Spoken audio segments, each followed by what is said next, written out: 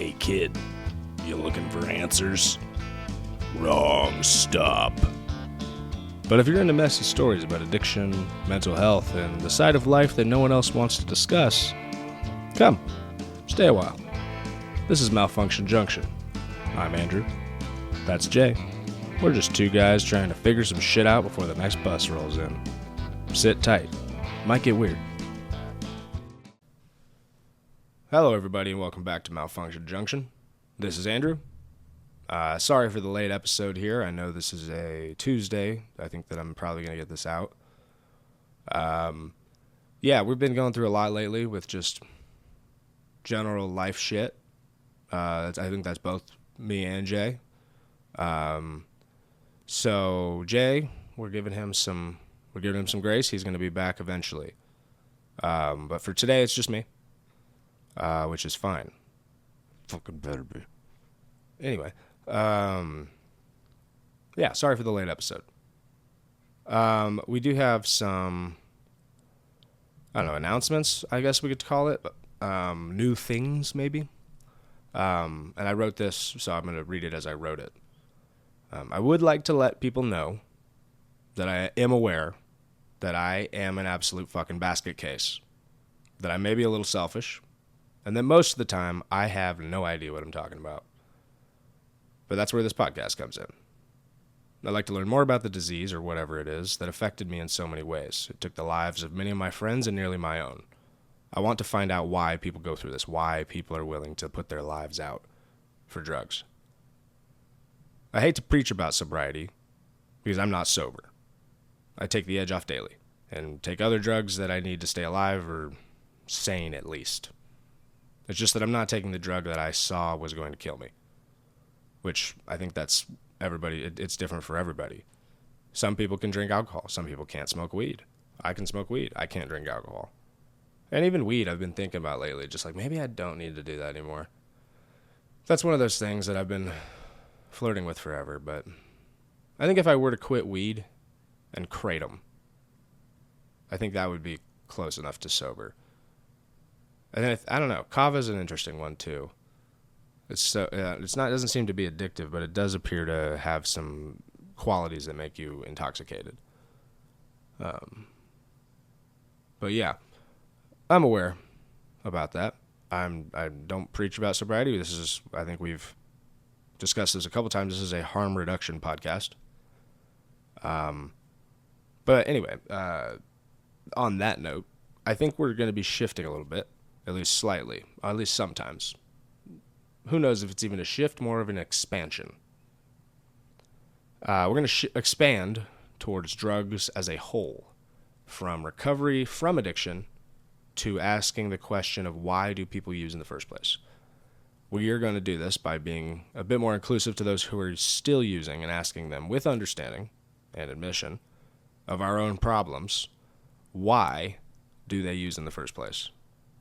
What is the reason for their escape from reality? What happened in their life that caused them to wander down this wrong path? Or is it the right path? What is it that makes people use? Where did things go wrong? Why do people need to escape? We're looking for artists, addicts, rejects, anyone who feels their life has been affected by drugs or the struggle that is life. We'll take negative stories, positive stories, stories of struggle, stories that show people as human and not just as a label which defines them wholly. Addict. I'll also be writing more. Lately, I've been writing more. I'll be publishing some of my works. And working more in general to create.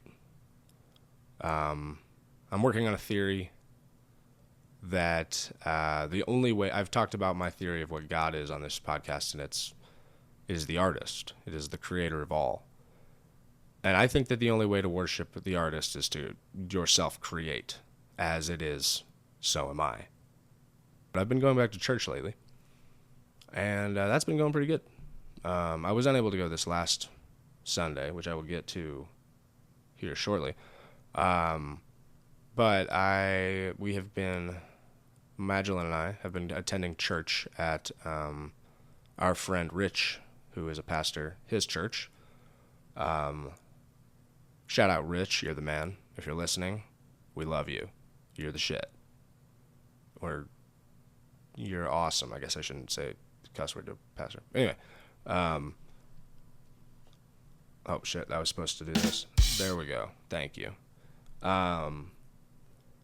Yeah, so going back to church, I've been thinking a lot about God and the artist and what it is that I subscribe to spiritually.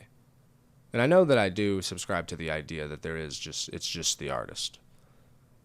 But sometimes I wonder, what is Jesus?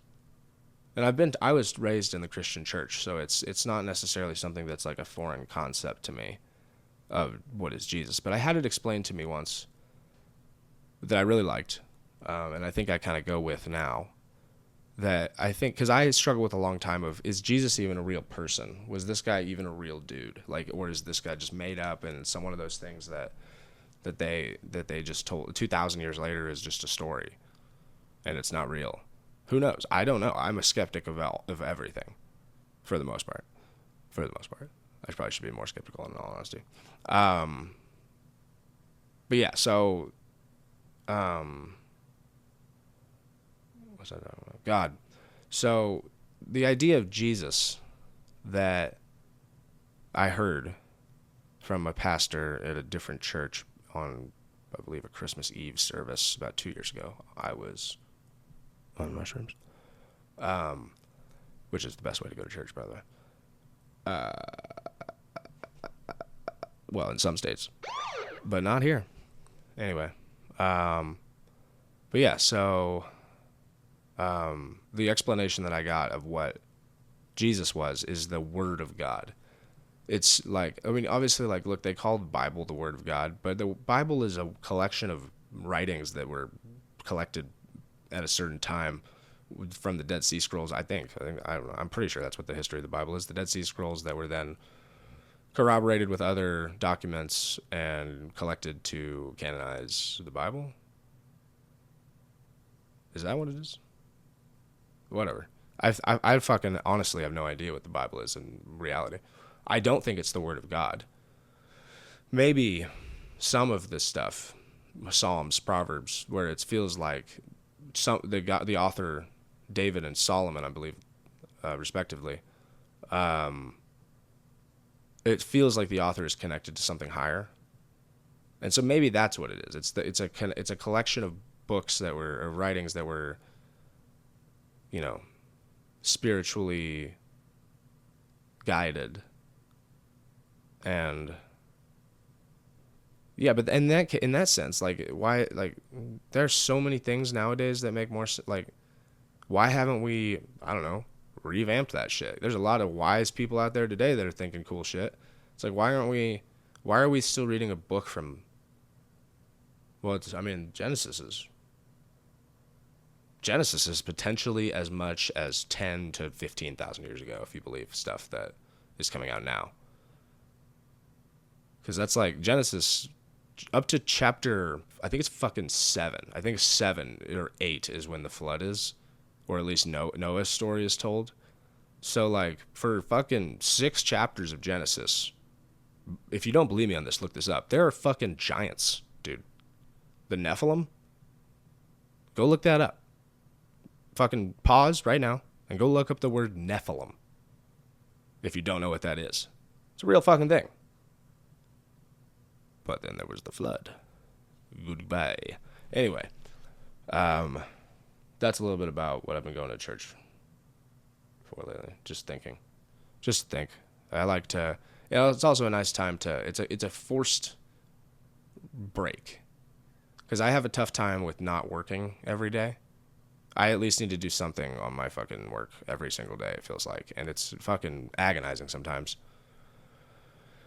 But the church allows me to just kind of be like, okay, well, we went to church. I'm going to go rest for a little while. Maybe I'll work a half day, but that's not a full day. So whatever. It's like, I don't know. Maybe I need to take a Sabbath more. I need to honestly, well, college football season's coming up, and that is my Sabbath. Saturdays in college, in fall, I will be nowhere to be found. But if you want to find me, I will be in my podcast studio watching college football on a projector. Yep. Anyway, we'll go on to the next little topic here I had. which is the Night Cook update. Night Cook, for anybody who is interested in knowing, we did a little bit of a podcast with myself and Magdalene, who shot the thing she shot it, I directed it. It was awesome. Anyway, that's my point, is that Night Cook turned out fucking great. Yeah, I'm going to let that one sit for a second. Yeah, I'm giving that one to myself. There's no one else here to give that to me. I think Jay probably would have said to do it, but you know what I mean. I'm giving that one to myself. Fuck yeah, bud. You made a goddamn movie. And it wasn't just me. Obviously, it wasn't just me. There were a lot of people. I could not have done that by myself. There were so many fucking people that helped, dude. Shout out Lee, shout out Harrison, shout out Madge, shout out Travis, shout out Maya, everybody. Shout out the actors. It was fucking a lot, dude. It was a lot of work. And we're not done. We're not even close to done. I'm currently assembling the rough cut. And Travis and I spent 6 hours the other day fucking going over notes of the podcast, of each take, which there was like something like 128 gigabytes worth of space or worth of footage, I think. So it's just an insane amount of fucking shit, and it's definitely a tough one, but it's just been a fucking great experience, man. And I think I do have a very good feeling about this film. I don't know what that means. It's hard to know what this means in the world of uncertainty in general. But I do have a good feeling about this film. I think it's a good film. I think it's going to tell a story that it needs to. There's some sort of thing in the wind that is going to push us and push this film forward.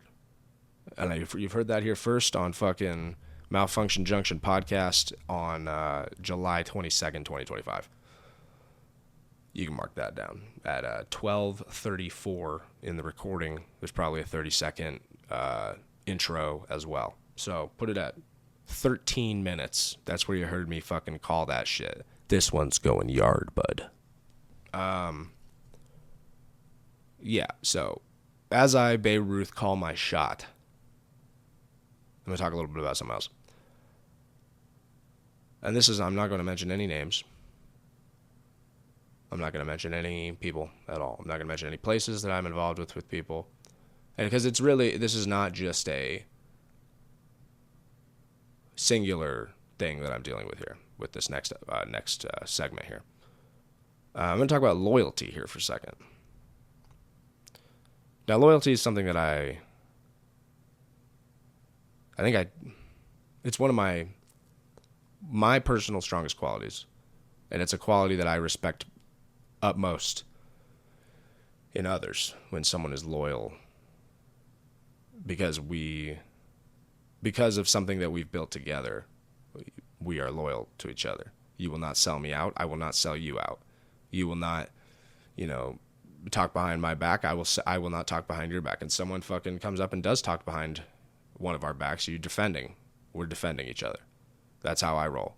I am a ride or die every single fucking time. Yeah, I don't know, man. Fuck it. I'm the type of guy I'm usually the last person to leave people's sides when everybody's mad at people. I'm usually the last person to be like, fuck you, dude. Unless it's egregious, in which case I'm the first. But it's like, it's something that it's like, I don't think that's actually true or whatever. I'm usually the last person to leave that person's side, someone's side. But when it's not reciprocated, I'm not quite sure how you can move forward from that. It's when you band against loyalty, disloyal. I don't know what the fucking opposite of loyalty is, but it's whatever it is whatever the word I'm looking for is the opposite of loyalty. It's kind of hard to come back from that once someone knows that you're already not loyal, that you're already willing to throw away things that you've made with another person just to sabotage your own self, or you're willing to not defend the people that are the reason you are where you are now. Those are thinking of two separate subjects, two separate people, rather. And I won't name names. I won't talk about it too much more, but loyalty is one of the most valuable traits in a human. And not because you should abuse that loyalty, but because it can balance things for the remainder of your time together, I think, or something along those lines. Fuck it, I don't know, man. I'm an idiot. On to the next thing. We're going to talk about, well, the reason I didn't go to church this last Saturday, just a little bit. So I wrote a little bit about this the other day in my journal. I woke up with a mixed episode. I have no idea what's going on with my brain. I feel like I have no one, nor anyone to talk to about this. I feel truly stuck in a state of perpetual indecision, unable to focus on a single thought for more than 30 seconds. If madness feels like anything, I'm worried it might be this. My skin is vibrating. I don't understand it. I've taken all of my meds and I'm still here, trapped like a bird. That was on 7/20. Anyone that knows anything about my life, well, I didn't even remember this, so I can't blame you if you don't remember this. Knows that I had a pretty traumatic incident a few years back, and that was actually funny enough. I'll just read the next thing. I may know, or at least configure what was going on with my brain 7/20. I think my body may have remembered the 6-year anniversary of getting stabbed without my mind making the connection. It's strange, I can almost feel the chaos building inside of me, calling for me to burn all I have that is good. A controlled burn may be necessary, but the odds that it runs wild are strong. Keep it contained. That's what I wrote today. It's weird when you have I swear I don't know how to describe what I was going through the other day, but whatever it was, I felt it. I just was freaking out, man. I felt like my brain was pulsing. I felt like I don't know what was happening, dude, but I calmed down eventually, and then I remembered the next day that 7/20 is the anniversary of getting stabbed. It's 6 years this year. It happened in 2019, and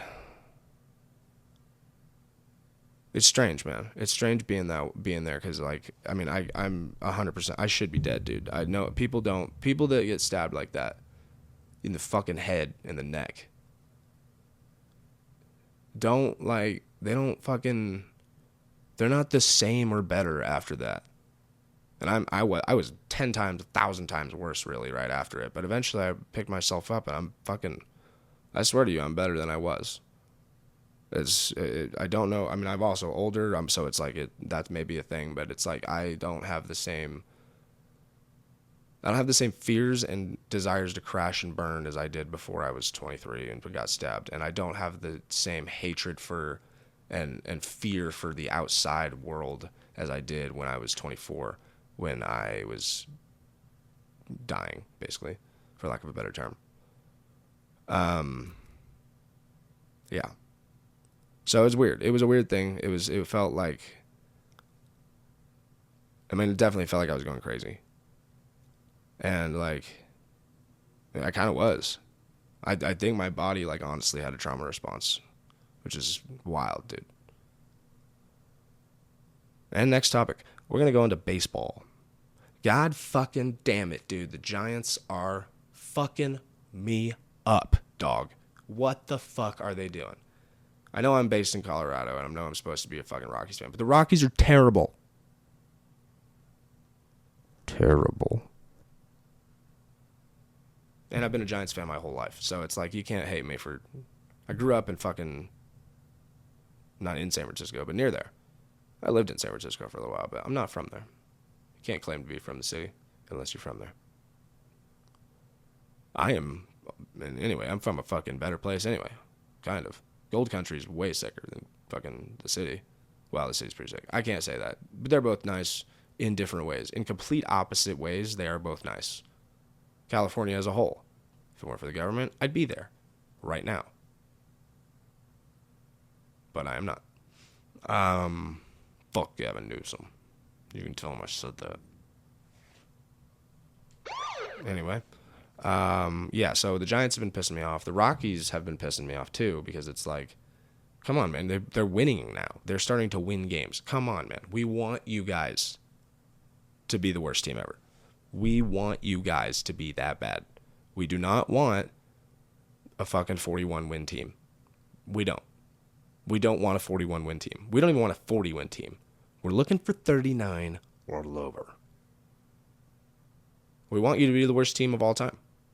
I think that's how, I mean, correct me if anyone in Denver that's listening to this, write in and correct me if I'm wrong. We want the Rockies to be the worst team of all time.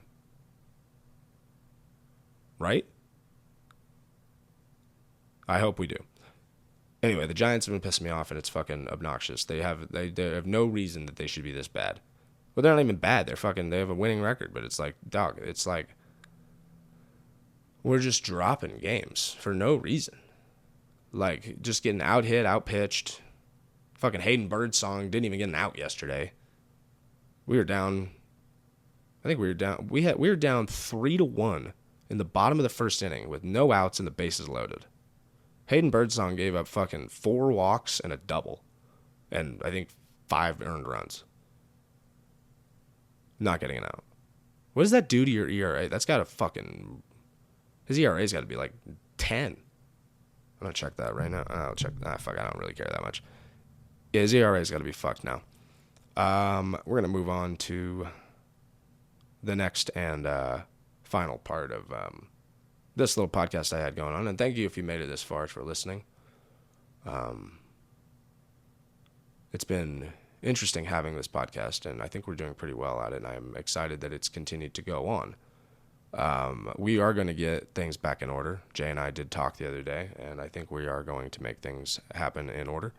But it's just going to take time, and it's going to take scheduling and commitment from each other. And yeah, so we'll see what happens. I appreciate you all listening and, staying connected with us. I'm going to do one part of our regular segment, which is the Song of the Week. We are going to shout out again Old 99 by Bear Hat. If you haven't checked it out already, go check it out. It's a wonderful song. Charlie White, who was on the podcast a few episodes ago, which if you didn't listen to that one, go check it out because that was a great episode. Charlie's the man. He talked all about music and the new single that they just released, and they're also going to do, it's part of an album. It was pretty serendipitous timing. I did not know they were releasing an album releasing a single the next day after the podcast, but that was the way it was, so that's nice. So yeah, go check that out. Old 99 by Bear Hat. Great song. Like bluegrass type stuff. And they have a flute in there, and that's pretty sick. The flute adds a lot. The flute adds something crazy to it, dude. It's pretty sick. Old Bear Hat. And I'm trying to go see them live because I hear they put on a great show. I've seen Charlie live a few times, but never with the band. Anyway, that's our Song of the Week for this week, Old 99 by Bear Hat. And we're going to get out of here in just a moment. I guess I will shout out the last thing. Check out our Etsy store. We have stickers. We have, quite a bit of stickers. If anyone would like to purchase them, they are available for sale. At the moment on the Etsy store, the prices are a little fucked. I'm trying to work on that. If you think that, if you want to buy one of these stickers and you think that it's too expensive, wait like a week because it's probably going to be cheaper. Or at least I'll have like a buy 5 get for like $15 instead of $5 each or whatever. Yeah. But yeah, follow us on Instagram. Email us at malfunctionjunctionpodcast@gmail.com. Instagram is at malfunctionjunctionpodcast. We are now on TikTok as well. I believe it is. Let me find that out. Hold on. Let me find out where TikTok fucking... I hate TikTok, dude. Fucking TikTok. Okay. Whoa, don't do that. Shut up, dude. Shut up. Go away. Okay, it's malfunction.junked. Junct. That is our TikTok. Check it out. God damn it, I hate how it fucking just blasts immediately. Fuck TikTok, man. Don't tell them I said that. Anyway, we're going to get out of here. Check us out. Love you guys. Thank you for tuning in. This is for you.